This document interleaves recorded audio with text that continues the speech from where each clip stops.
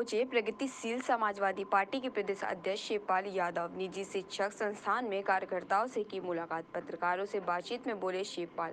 Love जिहाद से खिलाफ कानून के पक्ष में दिखे शिवपाल। कानून के साथ साथ नैतिक शिक्षा का होना जरूरी। बिना नैतिक शिक्षा कानून से कुछ नहीं होगा। समाजवादी पार्टी के साथ मिलकर लड़ेंगे। बीजेपी सरकार पर शिवपाल का तंज। केंद्र और प्रदेश सरकार ने नहीं पूरा किया कोई वादा। पूरी तरह से फेल है केंद्र और प्रदेश की भाजपा सरकार। भाजपा सरकार के खिलाफ जनता ने मन बना लिया।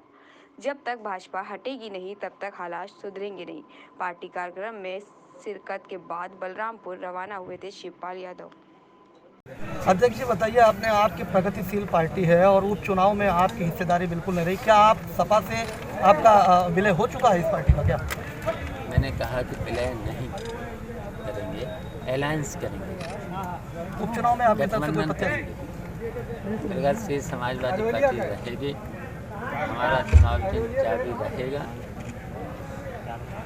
और हमारी प्राथमिकता है समाजवादी पार्टी। हम चाहते हैं कि पहले समाजवादी पार्टी से हो जाए, ये हम चाहते हैं। आपने कहा कि जिस तरह से बुआ जी को लेकर के आपने अभी मन से भी कुछ बातें कही हैं, तो ये बुआ जी का जो गठबंधन हुआ था भतीजे के साथ वो रास नहीं आया, तो अब क्या बुआ जी अब कमल की तरफ जा रही है? हमें अब कुछ नहीं बोलना है, कहाँ जा रही कहाँ नहीं जा रही, अब वो तो समय बताइए, उस पर हमें अब कुछ नहीं बोलना। अगर सपोज दैट कि अलायंस होता है तो पहले अलायंस तो हुआ था, हाथ के साथ भी हुआ था, राहुल गांधी के साथ नहीं हुआ। हमने कोशिश की थी लेकिन नहीं हुआ था। अगर हुआ होता तो आज कांग्रेस की स्थिति भी ठीक होती और हमारी भी स्थिति ठीक होती लोकसभा के चुनाव। शिवपाल जी, जैसा कि योगी सरकार अब लव जिहाद पर एक कानून लाने जा रही है, कैसे देखते हैं इसको आप? देखिए, ये लोग कानून तो बहुत बना दिए हैं लेकिन कानून का पालन नहीं किया। हम तो ये कहेंगे कि पहले तो नैतिक शिक्षा ऐसी देनी चाहिए लोगों को, हाँ? तो लव जिहाद से लेकर के इसे हम लोग पसंद नहीं करते हैं, हम लोग खिलाफ हैं इसके, लेकिन नैतिक शिक्षा देना चाहिए लोगों को। अभी आपने मन से कहा कि पहले की सरकार में, आपकी सरकार में 100 रुपये में भ्रष्टाचार होता था, कुछ कम होता था, ऐसा आपने कहा, और अब खाने पर लगभग हज़ारों और 10,000 रुपये ले लिए जाते हैं। देखिए, मैंने इसलिए कहा कि पहले तो चलिए भ्रष्टाचार आप लोग वही कहते थे, सब लोग कहते थे, हैं? तो सिपाही और कांस्टेबल और से लेकर के दरोगा 100, 200, 500 रुपये में चुपचाप मान जाते थे। और हमारा जहाँ पर नेता अगर ब्लॉक स्तर का भी नेता था तो हिम्मत नहीं पड़ती थी।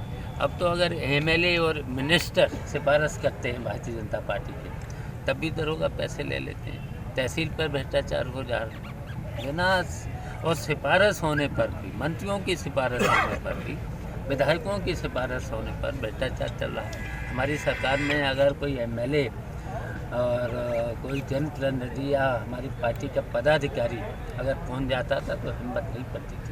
अच्छा नेताजी, जिस तरीके से साध्वी प्राची ने कहा इस्लामिक आतंकवाद को लेकर के, उन्होंने कहा है कि कुरान पर पाबंदी लगानी चाहिए, क्या कहेंगे, आपकी क्या राय है? ये सांप्रदायिक लोग हैं। हमारा देश धर्मनिरपेक्ष देश है, सभी को आज़ादी है, सभी को अपने अपने धर्मों के प्रचार करने की, अपने धर्मों का प्रचार करने का अपने सभी को अधिकार है। अच्छा, बीजेपी नेता ने ये भी कहा है कि लव जिहाद पर विदेशों से फंडिंग की बात की है उन्होंने, बल्कि बाकायदा एक जात विशेष पर किया है कि नहीं 20 लाख रुपए, 25 लाख रुपए ऐसा करके फंडिंग की जाती है। बीजेपी के लोगों ने तो वादे तो बहुत किए थे, एक भी वादा पूरा अभी तक नहीं कर पाए।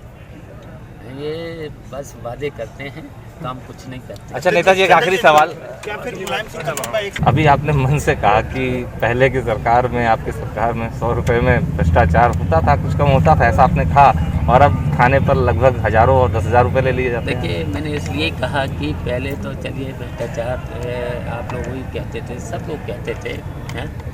तो सिपाही और कांस्टेबल और से लेकर के दरोगा 100, 200, 500 रुपये में चुपचाप मान जाते थे। और हमारा जहाँ पर नेता अगर ब्लॉक स्तर का भी नेता था तो हिम्मत नहीं पड़ती थी।